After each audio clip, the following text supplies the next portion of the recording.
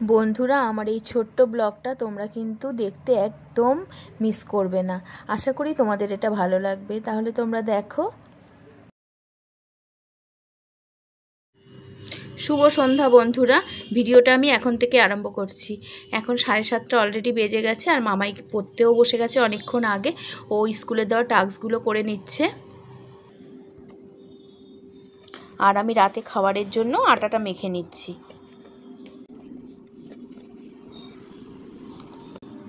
আটাটা ভালো করেই মাখতে হবে, নইলে রুটিটা ভাতও সেভাবে ভালো ফুলবে না।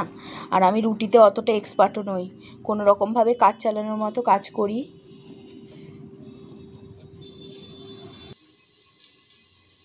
এদিকে রাত্রে একটু চিকেন করব রুটি দিয়ে খাওয়ার জন্য, তার জন্য আলুটা ভেজে রেখে ভাজছি।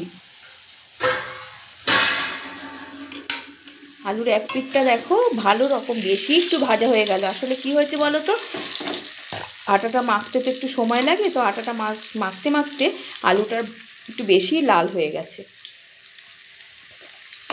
যাই হোক, সবই পেটে চলে যাবে। আর ওর বাবার জন্য এই যে ভুট্টাটা ভেজে রেখেছি। ওর বাবা অফিস থেকে এসেই বেরিয়ে গেল কি একটা কাজে, তাই জন্য ভাবলাম থাক, যদি আজকে না খাই ওই জন্য আর নুন লেবুটা মাখালাম না। আলুগুলো ভাজা হয়েছে, তুলে রেখে দিয়েছি। আর এদিকে তো কড়াইতে তেল গরম বসিয়েই দিয়েছি। এই যে রুটি করার লাচিগুলো করে ফেললাম, এবার রুটি করে নেব। আর এদিকে চলো চিকেনটার কতদূর খবর কি হলো একটু দেখে নিই।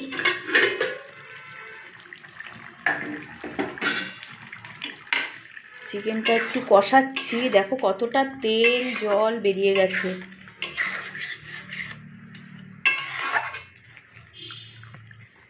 এটা জলটা একদম টেনে নিক। হ্যাঁ, ততক্ষণে আমি রুটিগুলো করে ফেলি।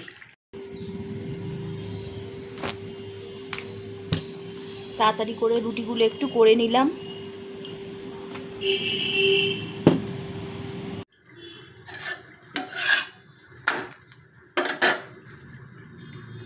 জানো তো বন্ধুরা, আমি আবার রুটিতে ভীষণ কি বলবো অনভিজ্ঞ। আমার হাতে রুটি অতটা ভালো হয় না। লুচি বা অন্য রান্না ওইগুলো খেলে লোকে যতটা প্রশংসা করে, রুটিটা খেলে আমি আবার অতটা প্রশংসা পাওয়ার যোগ্য নই, যার জন্য আমার রুটিটা দেখাতেও লজ্জা করছে।